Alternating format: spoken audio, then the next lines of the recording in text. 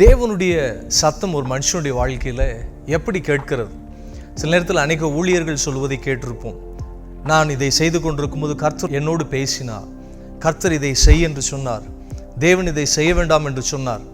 நமக்குள்ளே இப்படிப்பட்ட அநேக கேள்விகள் இருக்கும். எப்படி தேவனோட சத்தம் இருக்கும்? கர்த்தருடைய சத்தம் நம்முடைய காதுகளில் அப்படியே கேட்குமா, அல்லது எப்படி தான் ஆண்டவர் பேசுவார்? ஒரு சில விளக்கங்களை உங்களோடு நான் பகிர்ந்து கொள்கிறேன். தேவன் வேதத்தில் தேவ மனிதர்களோடு ஆண்டவர் பேசினார் என்று நாம் பார்க்கிறோம்.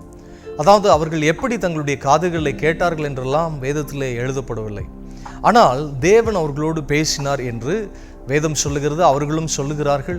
ஆமேன். அப்போ தேவன் எப்படி பேசினார்? இப்போ ஒரு எடுத்துக்காட்டுக்கு எடுத்துக்கொள்வோம் என்று சொன்னால், தாவீது தன்னுடைய அண்ணன்மார்களுக்கு உணவு எடுத்துக்கொண்டு போகிறார். அப்போ போகும்பொழுது அந்த இடத்துல கோலியாத் நின்று கொண்டிருக்கிறார். அங்கே இந்த தாவீது கோலியாத்தை அடிக்க வேண்டும் என்ற உணர்வு அவனுக்குள்ளே வருகிறது. அப்பொழுது அண்ணன்மார்கள் சொல்கிறாங்க, வேண்டாம், நீ சிறு பையன், போக வேண்டாம்னு சொல்லி. சவுலிடத்திலே போகும்பொழுது சவுலும் சொல்லுகிறார் வேண்டாம் என்று சொல்லி. இறுதியிலே சவுல் என்னுடைய அந்த கவசங்களை எல்லாம் அணிந்து கொண்டு போகணும்னு சொல்கிறார். அப்போது இந்த தாவீது என்ன பண்ணுகிறார்? கோலியாத்தை அடிக்க வேண்டும் என்று சொல்லி இவைகள் எல்லாம் வேண்டாம் என்று கவன்களை எடுத்து போகிறார். அப்படி என்றால் இவர் எந்த உணர்விலே போனார்? நிச்சயமாய் தேவன் இந்த தாவீதோடு பேசியிருப்பார். போ, நான் இருக்கிறேன், நீ இந்த யுத்தத்தில் ஜெயிப்பாய், நீ கோலியாத்தை ஜெயிப்பாய் என்று சொல்லி தாவீதுக்குள்ளே ஒரு உள் உணர்வு இருந்திருக்கும். நாம் ஒரு காரியத்தை பார்க்கிறோம், தேவன் எப்படி நம்மோடு பேசுகிறார்? தேவன் நம்முடைய உள் உணர்வுகளிலே பேசுகிறவராக இருக்கிறார். இந்த தாவீதை கர்த்தர் அபிஷேகம் பண்ணின நாளிலிருந்து கர்த்தர் தாவீதோடு இருந்தார் என்று வேதம் சொல்லுகிறது. அப்படி என்றால் அதனுடைய அர்த்தம் என்ன? தாவீது அந்த உள் உணர்விலே அவர் நடக்க ஆரம்பித்தார். தாவீது உள் உணர்விலே செயல்பட ஆரம்பிக்கிறார். கோலியாத்தை எதிர்க்க வேண்டும் என்ற தாவீதின் உள் உணர்வு தாவீதை அங்கே யுத்த களத்திலே போய் நிற்க வைக்கிறது. இதுதான் கர்த்தர் பேசுவது. இப்படிதான் தேவன் நம்மோடு பேசுகிறார். ஒவ்வொரு தேவ மனிதரோடும் அப்படிதான் தேவன் பேசுகிறார். தானியேலை எடுத்துக்கொள்ளுங்க, ஷாத்ராக், மேஷாக், ஆபேத் நேகோவை எடுத்துக்கொள்ளுங்க. அவர்கள் சொல்லுகிறார்கள், தேவன் எங்களோடு இருக்கிறார், அவர் எங்களை விடுவிப்பார், விடுவிக்காமற் போனாலும் இந்த தைரியம் எங்கே இருந்து வருகிறது? இது அவர்களுக்குள்ளே உள் உணர்வு. நீ உள்ளே போ, உனக்கு ஒன்றும் ஆகாது என்ற உள் உணர்வு. இதுதான் தேவன் பேசுவது. 1 கொரிந்தியர் 2:9 இப்படியாக சொல்லுகிறது, தேவன் தம்மில் அன்பு கூறுகிறவர்களுக்கு ஆயத்தம் பண்ணி வைத்திருக்கிறவைகளை நம் கண்கள் காணவும் இல்லை, காதுகள் கேட்கவும் இல்லை, அவைகள் மனுஷனுடைய இருதயத்தில் தோன்றவும் இல்லை. நமக்கோ தேவன் அவைகளை தமது ஆவியினாலே வெளிப்படுத்தினார். அப்போ இந்த ஆவியில வெளிப்படுத்துகிறார் பாருங்க, அதுதான் தேவன் நம்மோடு பேசுவது.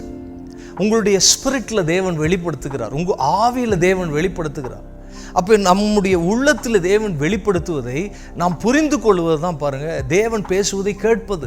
வேதம் மிக தெளிவாய் சொல்லுகிறது, அவர் ஆவியிலே நமக்கு ஆயத்தம் படுத்தி வைத்திருக்கிறவைகளை, நாம் பெற்றுக்கொள்ள வேண்டியவைகளை, நாம் அடைய வேண்டியவைகளை அவர் ஆவியிலே வெளிப்படுத்துகிறார். அப்படின்னா என்ன அர்த்தம்? அவர் நம்முடைய உள் உணர்வுகளிலே பேசுகிறவராக இருக்கிறார். அப்போ இந்த உள் உணர்வை எப்படி நாம் பலப்படுத்திக் கொள்வது, வளர்த்து கொள்வது? எப்படி தேவன் பேசுவதை, நம்முடைய காதுகளை கேட்பதை அதிகரிப்பது? தேவன் ஒவ்வொரு முறையும் பேசுகிறார், ஒவ்வொரு நாளும் பேசுகிறார். எப்படி தேவன் பேசுவதை நாம் நம்முடைய உள்ளத்திலே அதிகரித்துக் கொள்வது, அந்த சத்தத்தை அதிகரிப்பது என்று சொன்னால், இதை நீங்கள் பயிற்சி செய்ய வேண்டும். You have to practise it. சின்ன காரியத்தை தேவன் சொல்லும் பொழுது அதற்கு நீங்கள் முதலாவது ஒரு கீழ்ப்படிதல், அடுத்தது தேவன் வேறு ஒரு உணர்வை கொடுப்பார். அதாவது ஒரு சிம்பிளாக சொல்லணும்னு சொன்னால், நீங்கள் இந்த இடத்துல போகக்கூடாது, வேண்டாம் என்ற ஒரு உள் உணர்வு உங்களுக்குள்ளே ஏற்படும். அதற்கு நீங்கள் முதலாவது கீழ்ப்படினும். இந்த உரையாடல் இப்பொழுது வேண்டாம், இந்த கான்வர்சேஷன் வேண்டாம், இந்த நண்பனிடத்தில் இப்போ போக வேண்டாம் என்ற ஒரு உணர்வு ஏற்படும். உடனே நீங்கள் அதுக்கு கீழ்ப்படினும். சில நேரத்தில் நீங்கள் யோசிச்சிருக்கிறீங்களா, ஏதோ ஒரு வெறுமையாக உணர்வீங்க, ஆண்டவர் ஏதோ விஷயத்தில் உங்களுடைய உள்ளத்தில் இப்பொழுது ஜெபி என்ற ஒரு உணர்வை கொடுப்பார். சின்ன விஷயம்தான் பாருங்கள், ஃபர்ஸ்ட் அதுக்கு நம்ம கீழ்ப்படினும். சில நேரத்தில் பாருங்கள், நீங்கள் ஒரு 10 பேர் உட்கார்ந்து இருக்கும் பொழுது இந்த விஷயத்தை இப்போ பேசாதங்கிற ஒரு உள் உணர்வு உங்களுக்குள்ளே வரும். அதற்கு முதல்ல கீழ்ப்படினும். அல்லது ஏதாவது நீங்கள் ஒரு முடிவு எடுக்கலாம் அப்படின்னு நினைக்கும் பொழுது, உங்களுடைய மாம்சத்தின்படி, உங்களுடைய ஆசையின்படி இந்த ஒரு முடிவு எடுக்கலாம் அப்படின்னு நினைக்கும் போது உள்ளே ஒரு விதமான ஒரு உணர்வு உங்களுக்குள்ளே வரும். என்னன்னு சொன்னால், இப்போது எடுக்காத அப்படிங்கிற ஒரு உணர்வு வரும். இந்த முடிவை நீ எடுக்காத, இதை செய்யாத அப்படிங்கிற ஒரு உணர்வு வரும். அந்த உணர்வுக்கு முதலாவது நம்ம கீழ்ப்படினும் பாருங்க. இப்படி நாம் படிக்கட்டுகளிலே தான் நாம் கர்த்தருடைய சத்தத்தை கேட்பதை அதிகப்படுத்தி கொள்ள முடியும். கர்த்தருடைய சத்தத்தை கேட்கணும், அதை பிராக்டிஸ் மூலமாக தான் கொண்டு வரணும். It comes by practice. Every day you have to listen to the voice of God. Every day you have to obey. கர்த்தருடைய சத்தம் உள் உணர்வுக்கு நீங்கள் கீழ்ப்படினும். அப்படி நீங்கள் சிறு சிறு காரியங்களில் கர்த்தரோட சத்தத்துக்கு கீழ்ப்படிஞ்சு பாருங்கள், கர்த்தர் உங்களோடு பேசுவது உங்களுடைய வாழ்க்கையில் அதிகரிக்கும். இதுதான் நம்முடைய நடைமுறை வாழ்க்கையில் கர்த்தருடைய சத்தத்தை கேட்கிற விதம். இப்படி ப்ராக்டிஸ் பண்ணுங்கள். கர்த்தர் உங்களோடு பேசுவது அதிகமாக உங்களுக்கு கேட்கும். நீங்கள் எந்த சிக்கல்களுக்குள்ளும் போக மாட்டீர்கள், எந்த பலவீனங்களுக்குள்ளும் போக மாட்டீர்கள். கர்த்தர் உங்களை ஆசீர்வதித்து நடத்துவார், பெரிய காரியங்களை செய்வார். ஆமென். God bless you. கர்த்தர் உங்களை ஆசீர்வதிப்பார். இன்னொரு எபிசோடில் நான் உங்களை சந்திக்கிறேன். இந்த வீடியோ உங்களுக்கு பிரயோஜனமாக இருந்திருந்தால் அநேகருக்கு நீங்கள் ஷேர் பண்ணுங்கள், மற்றவர்களுக்கு நீங்கள் இதை சொல்லுங்கள், அறிமுகப்படுத்துங்க.